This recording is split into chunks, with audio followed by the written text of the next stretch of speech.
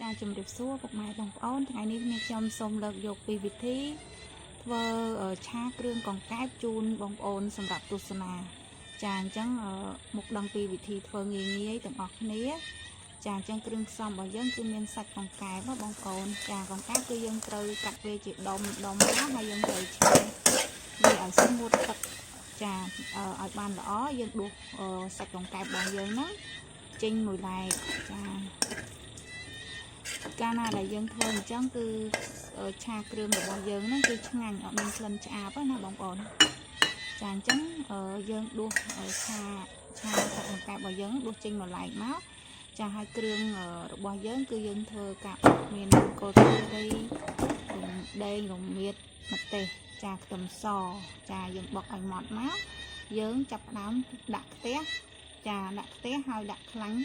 ឲ្យក្តៅមកបងប្អូនចាហើយយើងយកគ្រឿងដែលយើងបុកកំបាញ់មិញណាចាដើម្បីយកមករំលែងវាឲ្យឈ្ងុយ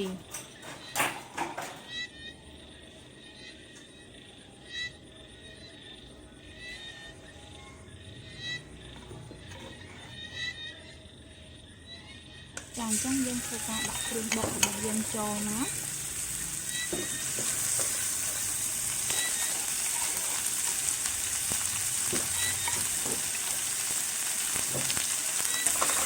តែយើងធ្វើការឆាវាចុះឡើង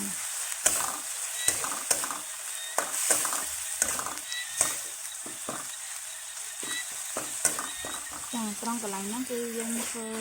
ការឆាគ្រឿងរបស់យើងឲ្យមានក្លិនឈ្ងុយសិនមុននឹងយើងដាក់គ្រឿងបន្តទៀត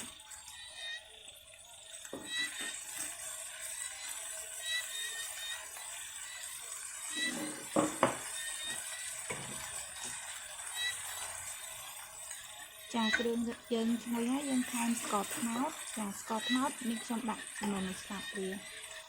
កន្លះស្លាបព្រាបាយចាហើយដាក់ទឹកត្រី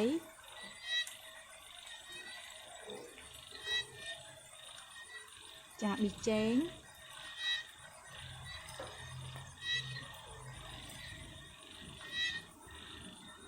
អំបិលចាចំពោះគ្រឿងផ្សំបងប្អូនធ្វើការលីលោកទៅតាមចំនួនសាច់ដែលបងប្អូនឆាចាបន្ទាប់ពីយើងដាក់គ្រឿងហើយគឺបងប្អូនធ្វើការឆាគ្រឿងចារបស់យើងហ្នឹងគឺឲ្យចូលជាតិគ្នាឲ្យមានក្លិនឈ្ងុយសិន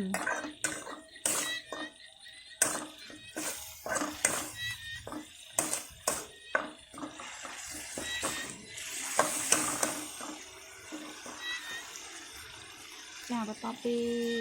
ក្លិនឈ្ងុយហើយបងប្អូនធ្វើការដាក់សាច់កង្កែបរបស់យើងនឹងចូលចាធ្វើការច្របល់សាច់កង្កែបរបស់យើងនេះឲ្យចូលជាតិគ្នាជាមួយគ្រឿង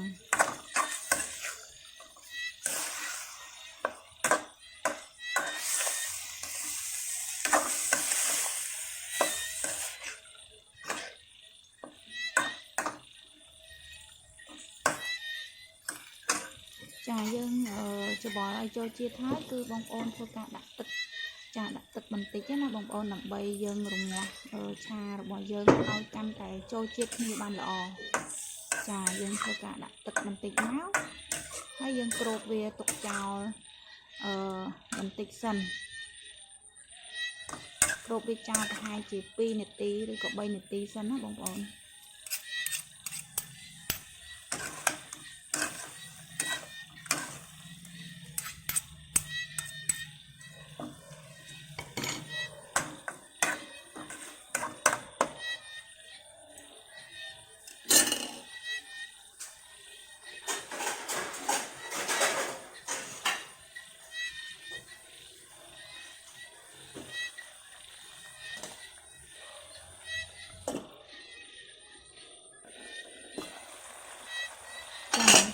អញ្ចឹងយើងភ្លក្សរសជាតិទៅចាបងប្អូនអាច